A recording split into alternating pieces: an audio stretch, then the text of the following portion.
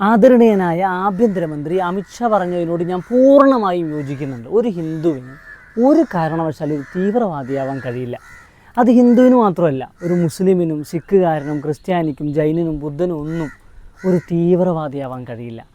മതം കച്ചവടത്തിന് വേണ്ടി ഉപയോഗിക്കുന്ന, മതത്തെ ഉപയോഗിച്ച് രാഷ്ട്രീയത്തിൽ മുതലെടുപ്പ് നടത്തുന്ന, രാഷ്ട്രീയ മുതലെടുപ്പിന് വേണ്ടി മതം മുൻനിർത്തി ആളുകളെ വിഭജിക്കുന്ന ചില ഭ്രാന്തന്മാരുണ്ട്. അവർക്ക് മാത്രമേ തീവ്രവാദിയാവാൻ കഴിയുള്ളൂ. അപ്പോൾ ഒരു ഹിന്ദുവിന് തീവ്രവാദിയാവാൻ കഴിയില്ല എന്ന് തീർത്തു പറയുന്നത് പോലെ തന്നെ ഉറപ്പിച്ചു പറയാൻ പറ്റുന്നൊരു കാര്യം കൂടിയുണ്ട്. ഒരു ഹിന്ദുത്വവാദിക്ക് ഒരിക്കലും ഒരു മനുഷ്യനാവാൻ കഴിയില്ല. ഇക്കഴിഞ്ഞ ദിവസം ബാംഗ്ലൂരിൽ ഒരു സ്കൂളിലെ വാട്ടർ ടാങ്കിൽ വിഷം കലക്കിയതുമായി ബന്ധപ്പെട്ട് ഹിന്ദുത്വ തീവ്രവാദികളടക്കം 3 ആളുകളെ അറസ്റ്റ് ചെയ്തു.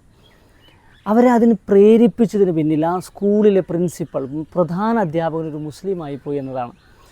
അപ്പോൾ ഈ പ്രധാന അധ്യാപകനെ കുറ്റക്കാരനാക്കാൻ ഹിന്ദുക്കളായ കുട്ടികളും വിഷം കുടിച്ച് ചത്താലും കുഴപ്പമില്ല എന്ന മനസ്ഥിതിയാണ് ഇവർക്കുള്ളത്. ഒന്ന് ആലോചിച്ച് നോക്കണം. ഇവരല്ല നേരിട്ട് പോയി വിഷം കലക്കുന്നത് എന്നത് കൂടുതൽ ഗൗരവപ്പെടുത്തുന്ന ആലോചനകളിലേക്കാണ് നമ്മെ വിളിക്കുന്നത്.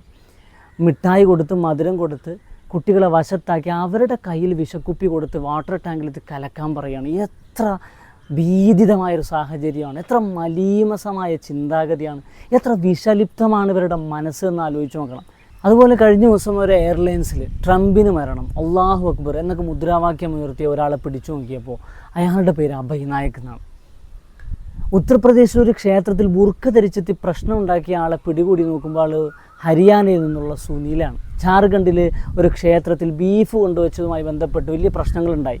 ഒടുവിൽ പ്രതിയെ പിടിച്ചപ്പോൾ അയാളും സംഘപരിവാറുകാരനാണ്. ഹൈദരാബാദിൽ ഒരു ക്ഷേത്രത്തിലെ അക്കൗണ്ടൻറ്റിന് നേരെ ആസിഡ് ആക്രമണം നടന്നു. വലിയ പൊല്ലാപ്പുണ്ടാക്കി ഹിന്ദുത്വ സംഘടനകൾ.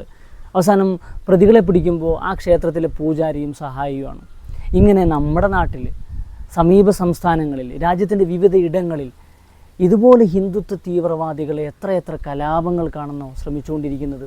ദിനേന എന്നോണം മുസ്ലിങ്ങളെയും ക്രിസ്ത്യാനികളെയും പ്രതിസ്ഥാനത്ത് നിർത്തി വ്യാജ വ്യവഹാരങ്ങളും നുണകളും ഉണ്ടാക്കി അത് പ്രചരിപ്പിച്ച് മനുഷ്യൻ്റെ ഇടയിൽ വിഭജനം ഉണ്ടാക്കാനുള്ള ശ്രമങ്ങൾ ഹിന്ദുത്വ തീവ്രവാദികൾ നടത്തിക്കൊണ്ടിരിക്കുന്നുണ്ട്.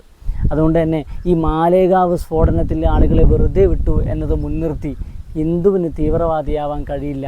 അതുകൊണ്ട് ഇവിടെ ഹിന്ദുത്വ ഭീകരതയില്ല, സംഘപരിവാറെല്ലാം നല്ലവരാണ് എന്ന തരത്തിലുള്ള സമവാക്യങ്ങളും സമീകരണങ്ങളും തൽക്കാലത്തേക്ക് നിർത്തണം. ഹിന്ദു വേറെയാണ്, ഹിന്ദുത്വവാദി വേറെയാണ്, രണ്ടും തമ്മിൽ യാതൊരു ബന്ധവും ഇല്ല. മാലേഗാവ് സ്ഫോടനത്തിലെ വിധി എന്തുകൊണ്ട് അങ്ങനെയെന്ന് തിരിച്ചറിയാൻ തലയിൽ ചാണകമില്ലാത്ത മുഴുവൻ മനുഷ്യർക്കും എളുപ്പം മനസ്സിലാവും. അതുകൊണ്ട് അമിത്ഷാജിയുടെ ഒരു കാര്യം, ഹിന്ദുവിന് തീവ്രവാദിയാവാൻ കഴിയില്ല. ശരി തന്നെ, ഹിന്ദുത്വ തീവ്രവാദിക്ക് ഒരിക്കലും മനുഷ്യനാവാനും കഴിയില്ല.